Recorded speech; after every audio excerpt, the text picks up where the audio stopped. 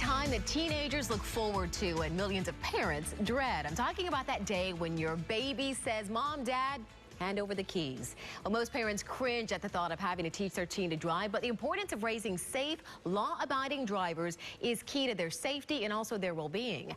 According to the National Highway Traffic Safety Administration, motor vehicle crashes are the leading cause of death among teens in the U.S., but the good news is most teen vehicle crashes are preventable. Tampa Bay Parenting Magazine editor Angela Ardolino is here now with some tips to help your teen drivers stay safe on the roads. It's always good to see you. You too. First of all, your first tip, do as I say and do. We have to be role models when we're behind the wheel. That's right. We need to remember that the moment those kids get in the car with us, we're teaching them how to drive. So you don't want to be setting bad habits like speeding through yellow lights, talking on the phone.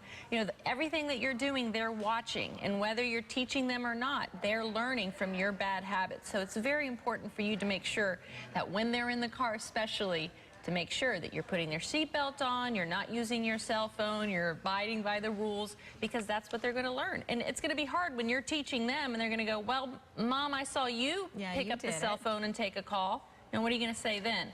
So we shouldn't be on the phone, they shouldn't be on the phone, so set a good example. That's the easiest thing you can do. If you're teaching them a long way, for years, for them to see a good example of a good driver, it's very important. Okay, next tip, practice makes perfect. You say teens need a lot of practice and parents need nerves of steel, apparently. They do.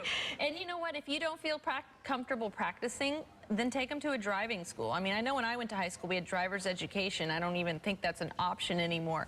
But it is good for a teenager to hear it from somebody else, to hear about the rules and what they should and shouldn't do. And what I loved most about a driver's education course is that they show you what happens if you don't follow the rules. This is what an accident looks like. This is what an accident looks like at 30 miles an hour. So those types of things really stick in a teenager's brain. I mean, I know I still wear my seatbelt because I remember seeing a movie of what happens when you go through a windshield at 20 miles per hour.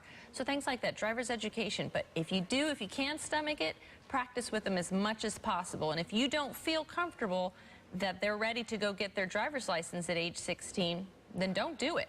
Do it when you feel comfortable and they feel comfortable behind the wheel. And then once you do feel comfortable and you know that they're okay to go get their license, you say make sure that they know the rules of the road, which include your rules that you set, no talking or texting behind the wheel. That's right. You want to make sure that they follow the rules of their driver's license, of owning a driver's license, and whatever rules you put in place. If you have a curfew, if you don't want them to have passengers, if you don't want them to eat in the car or mess with an MP player, these are all the things that you need to discuss. Some parents create a contract with their child, with a driving contract, to make sure that they understand this is what we expect from you, and if you break these rules, we're taking your driver's license away. And if they get a ticket, a speeding ticket or anything, break any rules, you need to punish them. Make them pay for their speeding ticket or whatever it is. Don't take care of it for them or they won't learn the lesson.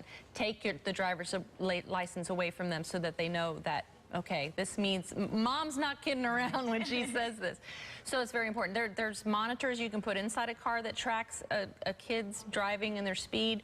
To me, if you feel like you have to put one of those in their car, then you don't have a trust. You don't feel comfortable with your kid driving, so don't let them drive. You need to trust that they know what they're doing and that they're listening to you and that they're following your rules. Always good advice. Thank you. And remember, you were also a teen once, so be patient with them as well. That's right.